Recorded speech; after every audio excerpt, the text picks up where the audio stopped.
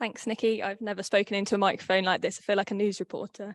Hi, everyone. It's great to be here today to celebrate everything that all of the organisations have achieved and to hear about all the insights that you've shared as well over the project. As Nikki said, I'm going to briefly introduce the local plan for research, how it was created, and talk through the main themes which will also be discussed in more detail, and we'll hear from our community organisations as well.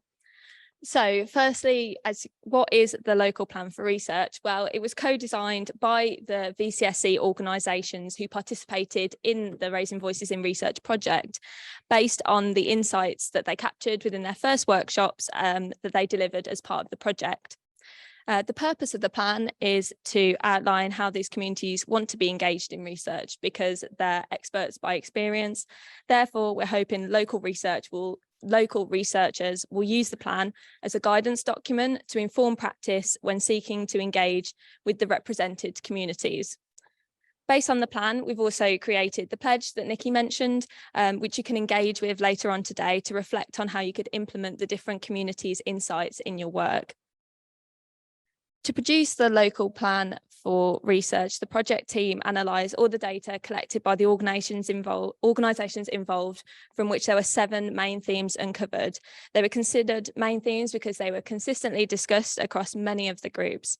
Any nuances or important additional information has been noted later in the plan, and there's copies around the room that you can have a look at later as well.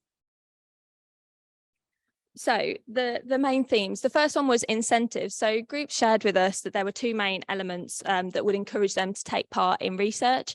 And firstly, this was financial compensation because it highlights that their contributions are valued and ensures that they feel like they've been listened to as well.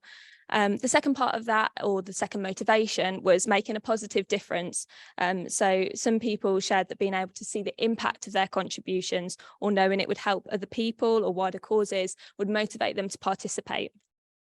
The second theme was feedback. So some groups felt that research is often only one way, and it's researchers taking things from community groups rather than feeding back anything that's come from it. To address this issue, participants shared they'd like to receive feedback on the research outcomes so they can see how their participation has impacted the research outcomes and to highlight that they've been listened to. These reasons link to communities' motivations for taking part in research, i.e. knowing that they've made a positive difference, which further demonstrates the importance of keeping participants informed throughout the research process. One group suggested researchers should consider and answer the following questions. So what will feedback look like? When will we give feedback? Who will report this feedback to participants? And where will the research be used? And another group stated it was important to consider how participants can share feedback on the research process as well. So this isn't just a plan that we can share with you and then it's an ongoing process of gaining feedback from communities. The third one was effective communication. So this had many components to it. The first was ensuring messages are clearly communicated, using simple language, and when engaging specific communities as well, making sure the correct language is used too. In particular, it's really important to share the purpose of research with potential participants before they take part, as this would increase their understanding of why research is important. It's also important to explain the purpose of using demographics questions because some felt a bit uncomfortable sharing that information when they didn't know what it would be used for. So it's really important to share why it's being used or why it's important to share that information. The use of technology as well. For some, this was a really important aspect, which really helped their engagement, but for other people, this completely stopped their participation. So it's really important to select the most appropriate methods depending on the target group. And within the local plan, you can see which groups said that this was either a barrier or an enabler to their participation. The next theme was trust. This is highlighted across other similar projects going on across the country as a really important theme when engaging community members in research. So firstly, a lot of people or a lot of communities shared that they have a lack of trust in research due to previous negative experiences. For example, if there's been a lack of continuity of projects or other more personal experiences. Others worried about the potential for researchers to have a hidden agenda suggesting that all views must be listened to and accounted for, and not just those that align with what the researcher thinks or has a hypothesis about. So these demonstrate the importance of embedding all of these themes, such as incentives, feedback, and effective communication, amongst others, as actioning the community's wishes, evidences the need or the want to build trust, and in time will help build trust. The second part of this theme was about engaging through an existing community group or community leaders associated with the group, because it helps encourage participation, because members already have built trust with these people. And it also is a more familiar environment where people feel more comfortable sharing some of their experiences. The next is data protection, and this had, again, many layers to it. So some people were worried about if research opportunities were genuine, or they could potentially be scams. Again, that links to the real importance of feedback and trust.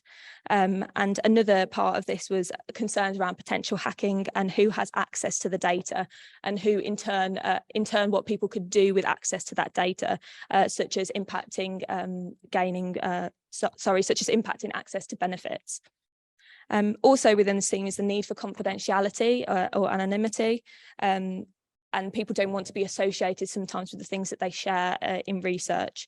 And the reasons for this varied between groups, but the main concerns were around being linked to the information they share, and also that would reduce anxiety about participating in research. The next aspect was respect, and this was highlighted as a main value that organisations wanted researchers to adhere to when encouraging people to participate in research. So respect to community groups looks like treating everyone as equals, being non-judgmental, acknowledging all different viewpoints and lived experiences, and also avoiding stereotypes as well. And the final theme was transport. So some community members don't have the means to get to research where the research is being conducted. So there were many ways community groups felt like this could be addressed. So either providing transport, reimbursing travel expenses, or even the option of being able to participate at home, as some people have care and responsibilities too. And this can ensure that their participation is still possible. So hopefully that gives you a real whistle-stop tour of what's in the research plan. Apologies if I've rambled on, but to bring these themes to life a bit more, we'd like to hear from 3 organisations. So firstly, I'd like to invite Yellow Door up to talk about incentives and also the importance of trust.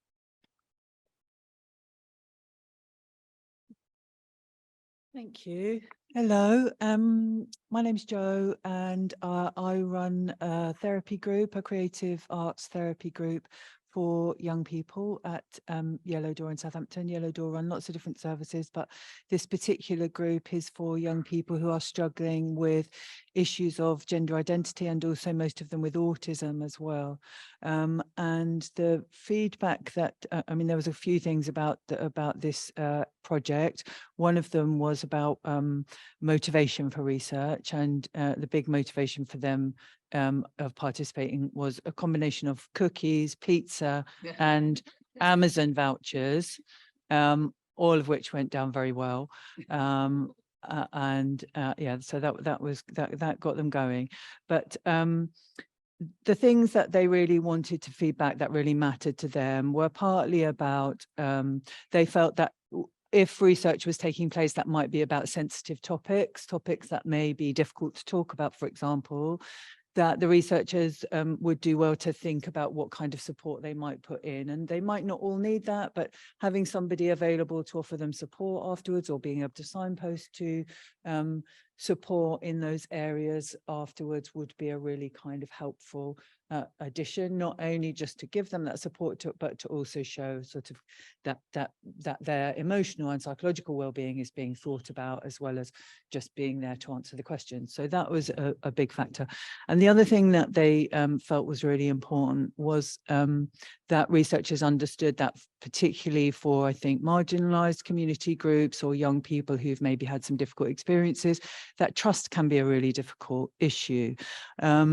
And so they felt that any research directed at community groups like theirs should come from the initial information, and the initial conversation should come from a trusted source.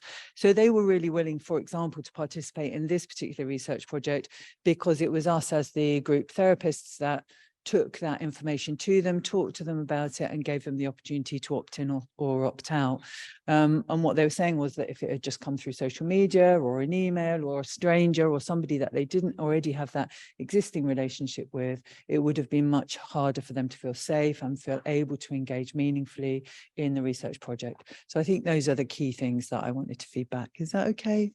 All right, thank you. Thank you, Jo.